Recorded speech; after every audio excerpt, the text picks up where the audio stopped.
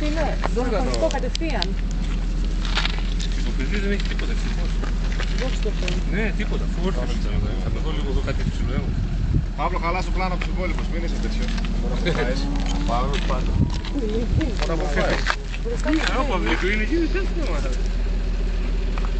Εγώ που είχα το δάχτυλο τόσο μπροστά στην κάμερα. Τόσα κανάλια δεν ήταν εδώ τα ιστορία. Λόγω του Θεός. Λόγω του Θεός, αγόρι. Αυτό δεν αφήνανε άλλοι. Γύρω. Τι είναι προλάβει να κάνει στον αέρα, πώς να αντιδράσει, κοίταξε να δεις. Τι να αντιδράσει, τι να κάνει.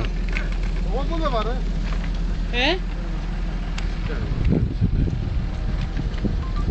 Απλά σε ένα παρικείμενο στάβλο πιο κάτω είδα ένα σαν αυτό το αμάξι που είδε το δικό τους.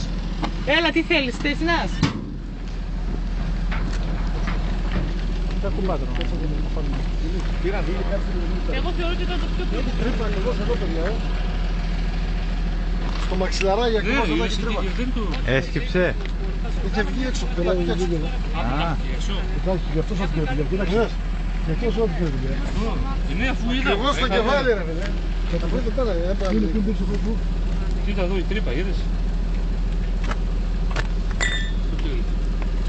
Λέγε αγόρι μου, θηρίο μου. Λέγε αγόρι μου. Λέγε. Όλα καλά, ρε αδερφέ. Εντάξει. Ναι.